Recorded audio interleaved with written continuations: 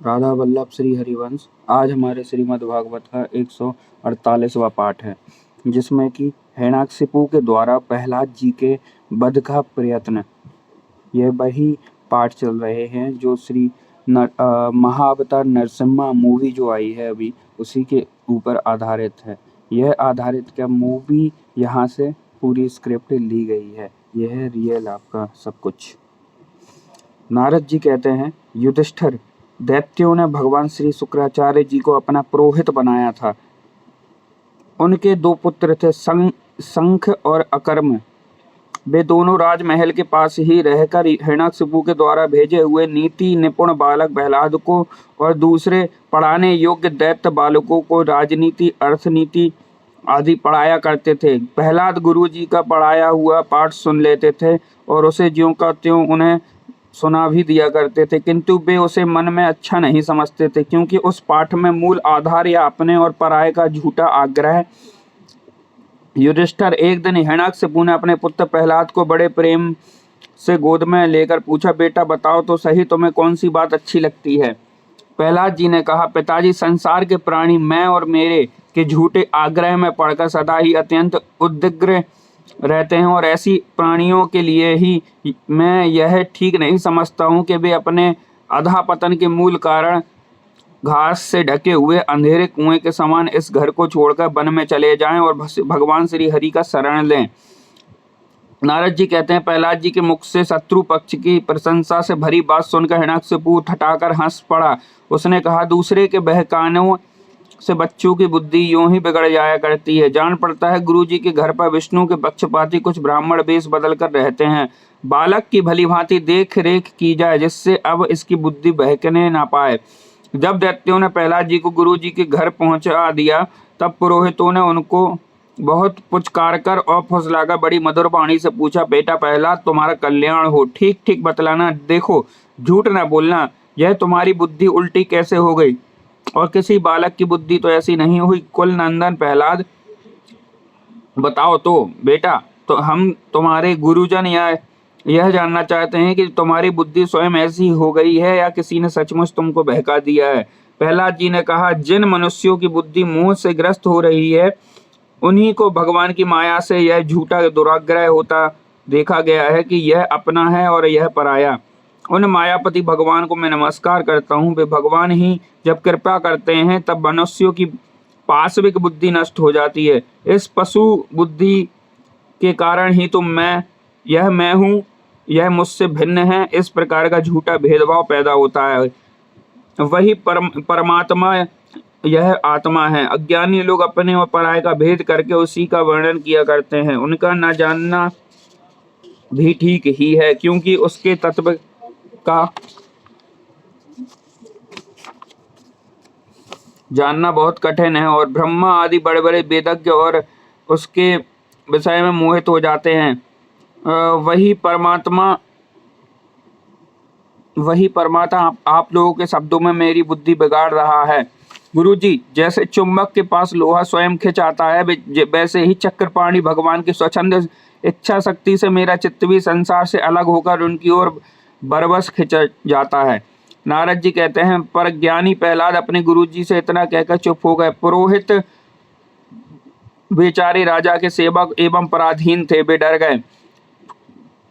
उन्होंने क्रोध से प्रहलाद को छिड़क दिया और कहा, अरे कोई मेरा भेंट तो लाओ, यह हमारी कीर्ति में कलंक लगा रहा है। इस दुर्बुद्धि कुलांकार को ठीक करने के लिए चौथा उपाय दंड ही उपयुक्त है।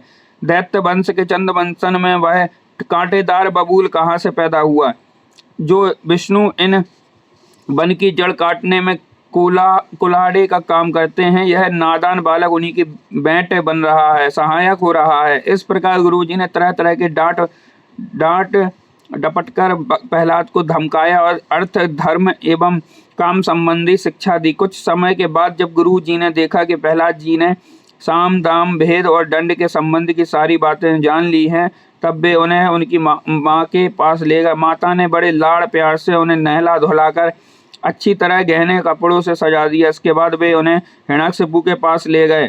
प्रहलाद अपने पिता के चरणों में लौट गए। हिरण्यकशिपु ने उन्हें आशीर्वाद दिया और दोनों हाथ से उठाकर बहुत देर तक गले से लगाया रखा। उस समय दैत्यराज का हृदय आनंद से भर रहा था।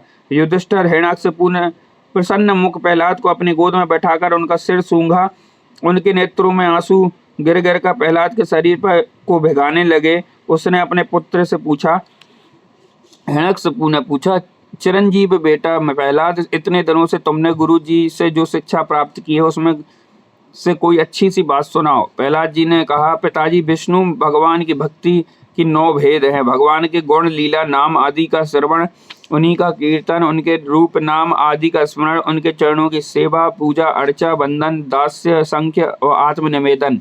यदि भगवान के प्रति समर्पण के भाव यह 9 प्रकार की भक्ति की जाए तो मैं उसी को उत्तम अध्ययन समझता हूँ। प्रहलाद की यह बात सुनते ही क्रोध के मारे हिरण्यकशिपु के होंठ फड़फड़ाने लगे। उसने गुरुपुत्र से कहा, ये रे नीच ब्राह्मण, यह तेरी कैसी करतूत है? दुर्बुद्धि, तूने मेरी कुछ भी ना परवाह करके इस बच्चे को कैसे निस्सार शिक्षा दे दी।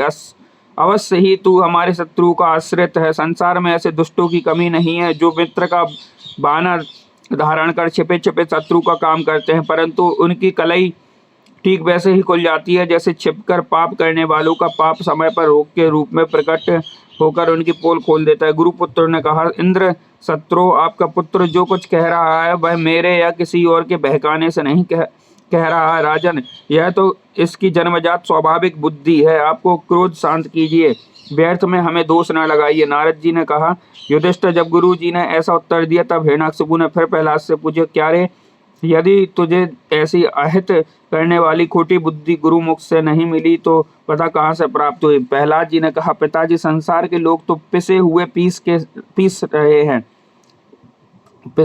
पीस रहे हैं, चबाए हुए को चबा रहे हैं। उनकी इंद्रियां बस में ना होने के कारण वे भोगे हुए विषयों को ही फिर से भोगने के लिए संसार रूप और घोर नरक की ओर जा रहे हैं। ऐसे गिरयासक्त पुरुषों की बुद्धि अपने आप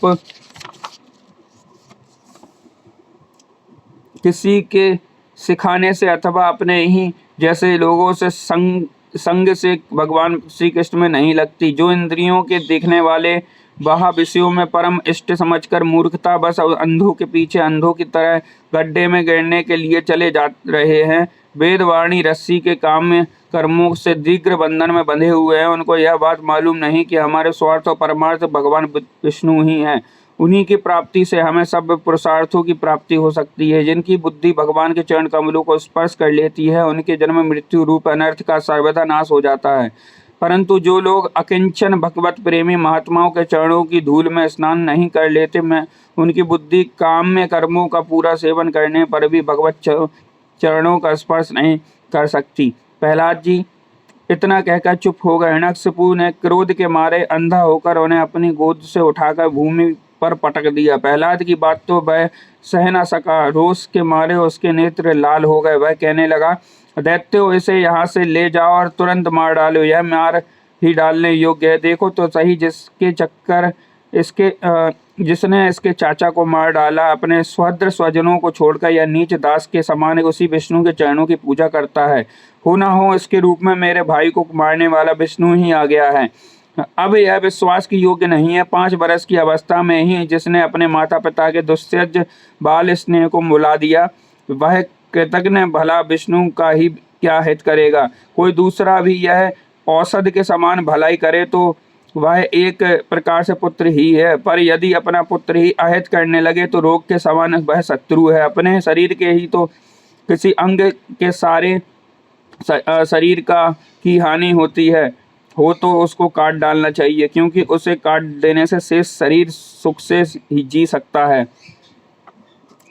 यह स्वजन का बाना पहनकर मेरा कोई शत्रु ही आया है। जैसे योगी की भोग लुप इंद्रियां उसकी अनिष्ट करती हैं, वैसे ही यह मेरा अहित करने वाला है। इसलिए खाने, सोने, बैठने आदि समय किसी भी उपाय से इसे मार डालो। यह हिरण्यकशिपु ने दैत्यों को इस प्रकार आज्ञा दी।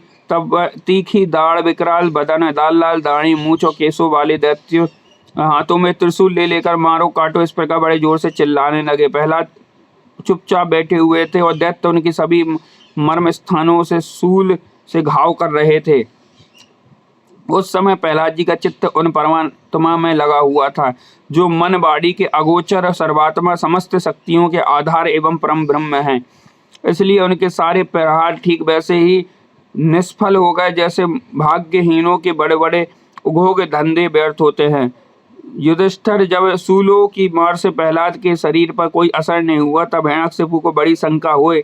अब वह प्रहलाद को मार डालने के लिए बड़े हठ से भांति भांति के उपाय करने लगा। उसने उन्हें बड़े बड़े मतवाले हाथियों से कुचलवाया, विस्तर सांपों से डसवाया, पुरोहितों से कृत्या राक्षसी उत्पन्न कराई, पहाड़ की चोटी से नीचे डलवा दिया, संबरासुर से अनेकों प्रकार की माया का प्रयोग करवाया, अंधेरी कोठरियों में बंद करा दिया, विष पिलाया, खाना बंद कर दिया, बर्फीली जगह दहकती हुई आग और समुद्र में बारी बारी से डलवाया, आंधी में छोड़ दिया और पर्वतों के नीचे दबवा दिया, परंतु इनमें से किसी भी उपाय से वह अपने पुत्र निष्पाप प्रहलाद का बाल भी बांका न कर सका।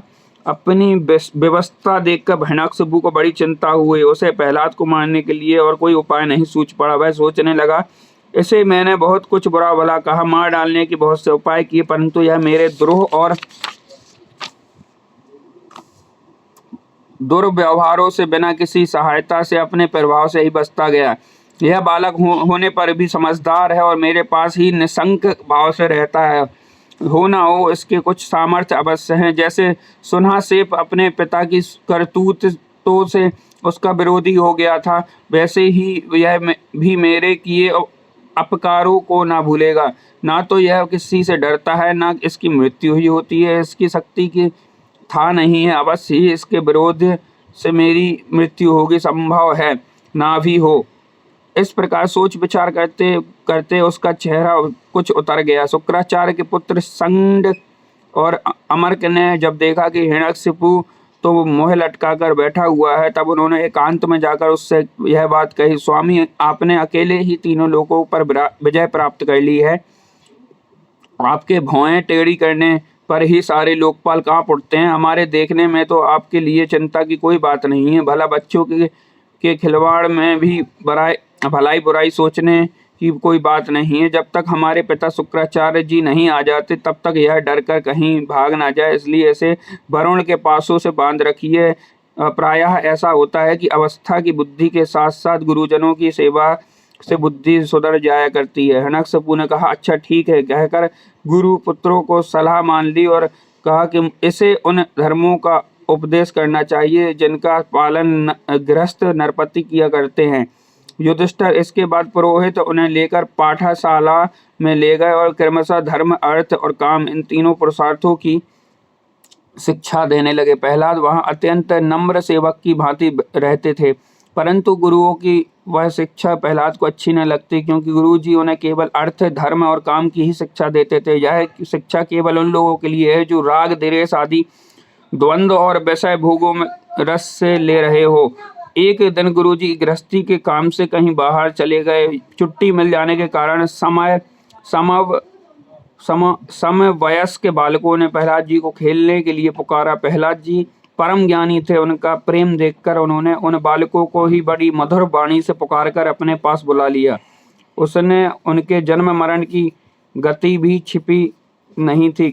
उन पर कृपा करके हंसते हुए से उन्हें उपदेश करने लगे। युधिष्ठिर वे सब अभी बालक ही थे, इसलिए राग, द्वेष परायण, विषय भोगों, पुरुषों के उपदेशों से और चेष्टाओं से उनकी बुद्धि अभी दूषित नहीं हुई थी। इसी से और प्रहलाद जी के प्रति आदर बुद्धि होने से उन सब ने अपनी खेल कूद की सामग्रियों को छोड़ दिया और तथा प्रहलाद जी के पास जाकर उनके चारों ओर बैठ गए और उनके उपदेश में मन लगाकर बड़े प्रेम से एकटक उनकी ओर देखने लगे। भगवान के परम प्रेमी भक्त प्रहलाद का हृदय उनके प्रति करुणा और मैत्री के भाव से भर गया तथा वे उनसे कहने लगे, श्री कृष्णाम चरण अस्तु।